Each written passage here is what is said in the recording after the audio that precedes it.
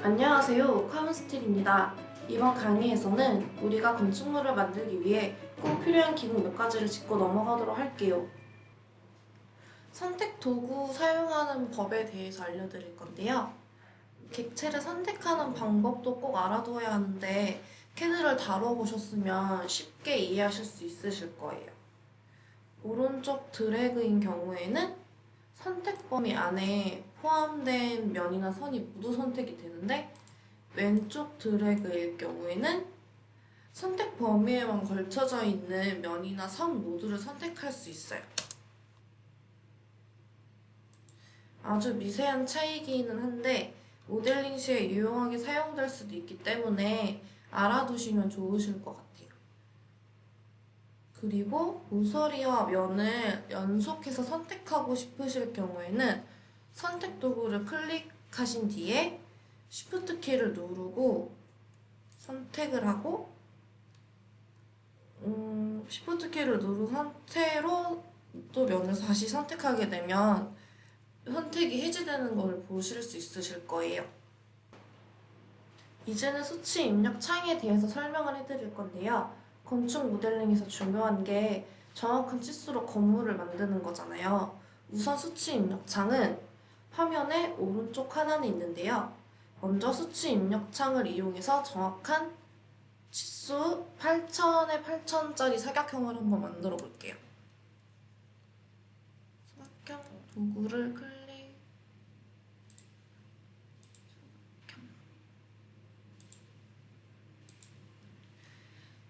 아직까지는 정확한 치수가 들어가 있는 게 아니에요. 수치 입력창에서 8000, 8000. 그 다음에 엔터키를 누를게요.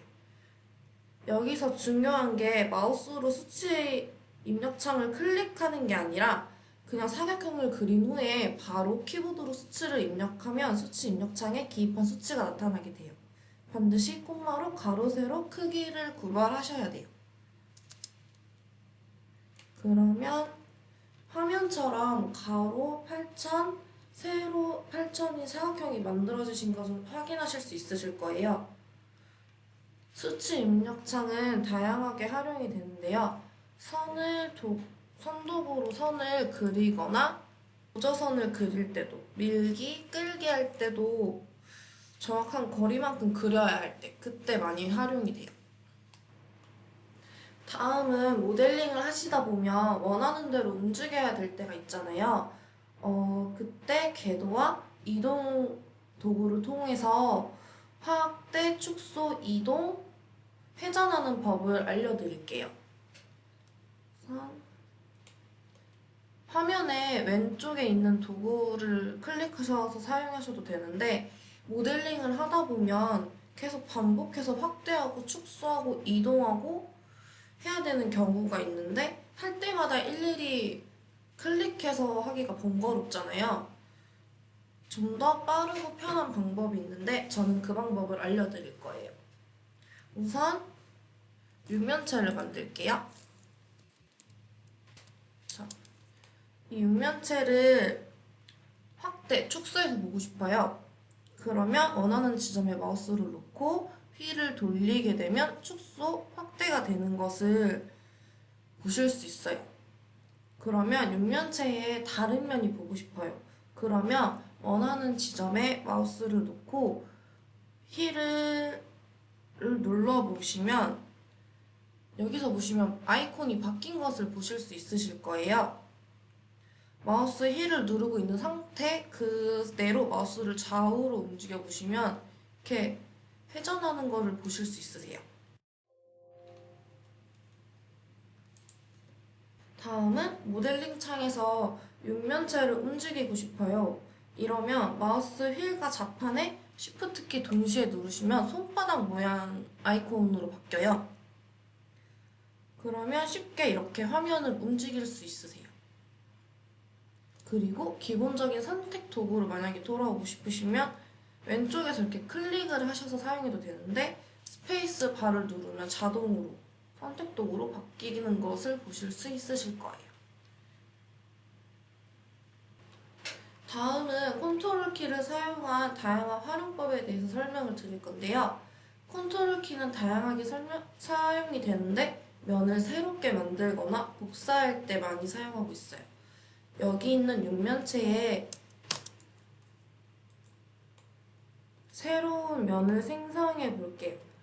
밀기 끌기 도구를 선택하신 후에 컨트롤 키를 눌러보시면 아이콘이 플러스로 바뀐 것을 보실 수 있으실 거예요.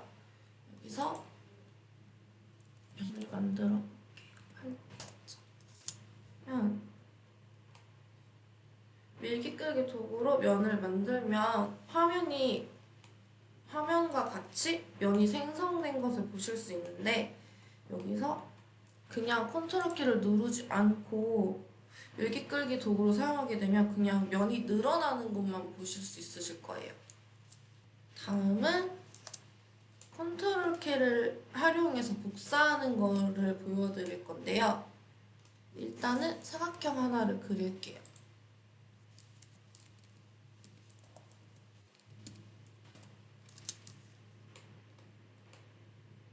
그 다음 선택 도구로 작은 사각형을 사각형을 선택하고 이동 도구 단축키 M, 그 다음에 선택. 그냥 하면 이렇게만 움직이거든요. 근데 다음에 컨트롤 키를 누르시게 되면 아이콘이 플러스로 생긴 거를 보실 수 있으실 거예요. 원하는 위치에다가 놔두셔도 되고 거리값을 입력해 주셔도 돼요. 자, 그러면 복사가 되신 것을 확인하실 수 있거든요. 다음, 이때 수치창에다가 곱하기 5를 한번 해볼게요. 5를 입력하시게 되면 5개가 화면에서 같이 복사된 것을 확인하실 수 있으실 거예요. 이때 복사되는 사각형의 거리 조절은 맨 처음에 복사한 사각형이 기준이 돼요. 이번에는 멀리 떨어지게 복사를 한번 해볼게요.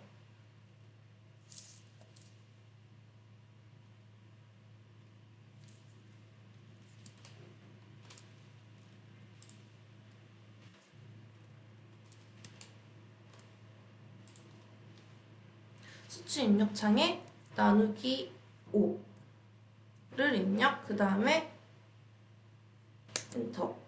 그러면 맨 처음 복사한 사각형을 5등분해서 5개가 복사되는 것을 보실 수 있으실 거예요. 물체를 배열해야 되는 경우에 이런 좌우 기능들을 이용해서 작업을 하시면 훨씬 간편하고 시간도 단축될 거라고 생각을 해요. 다음은 선도구와 이동도구를 이용해서 사각뿔을 만들 건데요. 건축물을 만들다 보면 사각뿔, 삼각뿔 등의 형태가 많이 활용이 되는데 이때 선 그리기 도구와 이동도구를 사용해서 만들 수 있으세요. 일단 사각형을 하나 그릴게요. 여기서 선 그리기 도구를 사용해서 대각선을 그어줄 거예요. 그 다음에 중심점을 이동 도구를 클릭해서 파란 축으로 쭉 방향으로 이동해서 사각뿔 형태로 이렇게 만들어 주시면 되세요. 거리를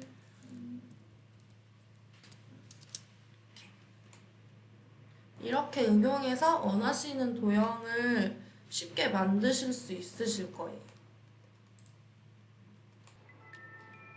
이렇게 우리가 건축물을 만들기 위해 꼭 필요한 기능 몇 가지에 대해서 알아보았는데요. 응용해서 하시다 보면 작업 시간이 줄어드는 것을 느끼실 수 있을 것 같아요. 오늘 알려드린 내용은 자주 사용되기 때문에 알아두시면 좋으실 것 같고, 앞으로도 스케치업 관련해서 여러 가지 팁을 알려드릴 테니까 이번 강의가 마음에 드셨으면 좋아요 버튼과 구독 버튼 눌러주시면 감사하겠습니다. 감사합니다.